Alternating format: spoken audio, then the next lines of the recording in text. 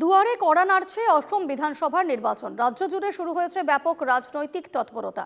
নির্বাচনের নির্ঘণ্ট এখনও ঘোষণা করা না হলেও প্রচারে ঝাঁপিয়ে পড়েছে সব রাজনৈতিক দল। অন্যদিকে জনসাধারণও নেমেছে বিচারে বিশ্লেষণে। গত 5 বছরের প্রাপ্তি অপ্রাপ্তির হিসেব চলছে। নবগঠিত মানস বিধানসভা কেন্দ্রের ভোটাররা এ নিয়ে খোলামেলা মত প্রকাশ করলেন। এ নিয়ে আমাদের শালবাড়ির প্রতিনিধি আমির আলীর এক প্রতিবেদন দেখুন।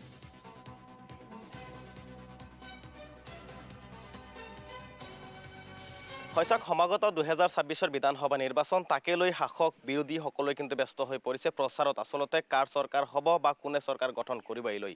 কিন্তু ভোটাৰে আচলতে চৰকাৰৰ পৰা কেনেধৰণৰ সঁহাৰি পাইছে বা ভোটাৰসকলে বিধায়ক নিৰ্বাচন কৰি তেওঁলোকে কি পাইছে এই বিষয়ে আমি জানিবলৈ এই মুহূৰ্তত উপস্থিত আছোঁ মানাহ বিধানসভা সমষ্টিত। কেমেৰা সহযোগী দেখুৱাব এই আমি এক মানাহ সমষ্টিৰ এক বিশেষ প্ৰান্তত আছোঁ আৰু মই সাধাৰণ ৰাইজৰ পৰা কিছু কথা জানিবলৈ চেষ্টা কৰিম।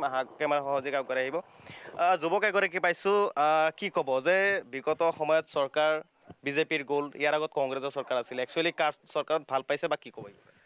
চাওক, পূৰ্বৰ যি বিধায়ক আছিলে মনোৰঞ্জন তালুকদাৰ, আমি যেনেকুৱা ধৰণে আশা কৰিছিলোঁ তেখেতৰ পৰা আশানুৰূপ ফলাফল আমি পোৱা নাই। গতিকে এইবাৰ আমি বিচাৰিছোঁ, নতুনত্ব বিচাৰিছোঁ। আমি এনেকুৱা এজন প্ৰাৰ্থী বিচাৰোঁ যিয়ে নেকি মানাহ সমষ্টিৰ কাৰণে এটা কণ্ঠ হ'ব।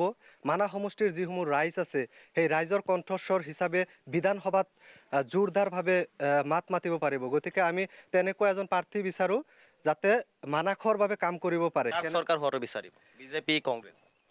আমিতো কংগ্ৰেছে বিচাৰিছোঁ, কাৰণ বিগত সময়ত আমি দেখা পাইছোঁ বিজেপি শাসিত যিসমূহ ৰাজ্য আছে আৰু বিশেষকৈ অসমতো যি সাম্প্ৰদায়িক যি হিংসাত্মক পৰিৱেশৰ সৃষ্টি হৈছে, তেওঁলোকে যি হিন্দু মুছলমানৰ যি ৰাজনীতি আৰম্ভ কৰিছে। গতিকে আমি এইবাৰ বিচাৰিছোঁ যে হিন্দু মুছলমান মুক্ত এখন ৰাজ্য বিচাৰোঁ, আমি অসম বিচাৰোঁ, যাতে কোনো ধৰণৰ তাতে ভেদাভেদ নাথাকে, এনেকুৱা এখন আমি ৰাজ্য বিচাৰিছোঁ। নিশ্চয় নিশ্চয়। আমি আৰু মানুহৰ যে চৰকাৰ ইয়াত এগৰাকী প্ৰতিনিধি আছিলে মনোৰঞ্জন তালুকদাৰ, এতিয়া নতুন সমষ্টি বিধায়কৰ পৰা কেনেকুৱা সঁহাৰি পাইছে বা আগন্তুক নিৰ্বাচনত কি চিন্তা কৰিছে? আমি আগৰ নিৰ্বাচনৰ কাৰণে আমি মানাহ সমষ্টিৰ পৰা এই বুদ্ধদেৱ ফাদাংগাৰীক বিচাৰিছোঁ, যিহেতু তেওঁ কোন দলৰ? এইটো কংগ্ৰেছ দলৰ। বিজেপিৰ দলৰ কেনেকুৱা পাইছে? মুখ্যমন্ত্ৰী হিচাপে হিমন্ত বিশ্ব শৰ্মা বা বিজেপি চৰকাৰত কেনেকুৱা পাইছে? বৰ্তমান এতিয়ালৈকে তাৰ কাম বন ইমান হেৰি কৰি পোৱা নাই আমি, যিহেতু সেইকাৰণে আমি এতিয়া কংগ্ৰেছৰ চৰকাৰ বিচাৰিছে? কংগ্ৰেছ চৰকাৰ বিচাৰোঁ, যিহেতু আমাক ভাল উন্নয়ন কৰি যায়। যথেষ্ট মানুহৰ মাজত প্ৰচাৰ আছে যে বিজেপি যথেষ্ট ভাল কাম কৰিছে, কংগ্ৰেছৰ দিনত অশান্তি আছিলে বিটিচি অঞ্চলত, কি ক'ব? সেইটোতো অশান্তি আমি যিহেতু চাই আছোঁ, যিহেতু আমাৰ অঞ্চলত ইমান ডেভেলপমেণ্ট হোৱা নাই এতিয়ালৈকে। হয়, আৰু এগৰাকী যুৱতী আছে, এইফালে আহিব অলপমান। কি ক'বা যে বিধায়ক মনোৰঞ্জন তালুকদাৰ আছিলে, সৰ্ব সমষ্টি আছিলে, এতিয়া মানাহ সমষ্টি হৈছে, এই মুহূৰ্তত কি অনুভৱ কৰা, কেনেকুৱা পাইছা বা কি কাম?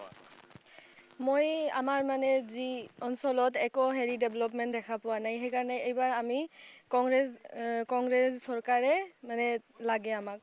কংগ্ৰেছৰ চৰকাৰ কিয় লাগে? বিজেপি চৰকাৰ যথেষ্ট উন্নয়ন হৈছে বুলি কৈছে বিজেপিয়ে। আমাৰ মাজত হোৱা নাই নহয়, সেইকাৰণে। মানাহ সমষ্টিত কংগ্ৰেছৰ প্ৰতিনিধি বিচাৰে? অঁ, হয়, নিশ্চয়কৈ আমি আৰু কথা পাতিম। দাদা, কি ক'ব যে মানাহ নতুন সমষ্টি, এজন যুৱক হিচাপে মানাহ সমষ্টিত আচলতে কেনেকুৱা উন্নয়ন বিচাৰিছে বা সৰ্ব সমষ্টি থাকোঁতে বিধায়কগৰাকীয়ে কেনেকুৱা কাম কাজত আপোনালোক সন্তুষ্ট পাইছে? বিশেষকৈ ক'ব লাগিব, যোৱা 5 বছৰ আমি বঞ্চিত হ'লোঁ বহু ক্ষেত্ৰত, আৰু এই বঞ্চিত হোৱাৰ ফলত আমাৰ বিশেষকৈ আমি BTC পাৰ্টৰ যিখিনি মানাহ সমষ্টি হিচাপে আমি বৰ্তমান আছোঁ, এইটো হিচাপে বহুতেই বঞ্চিত হ'লোঁ। কাৰণ বিধায়ক ডাঙৰীয়াৰ যিখিনি দায়িত্ব বা কৰ্তব্য আছিলে, এইটো হিচাপে আমি বিশেষকৈ নাপালোঁ। আপদে বিপদে বা যিখিনি সময়ত আমাক প্ৰয়োজন আছিলে সেইটো সময়ত নাপালোঁ। গতিকে এইবাৰ মানাহ সমষ্টিত আমি এটা ভাল প্ৰাৰ্থী বিচাৰোঁ,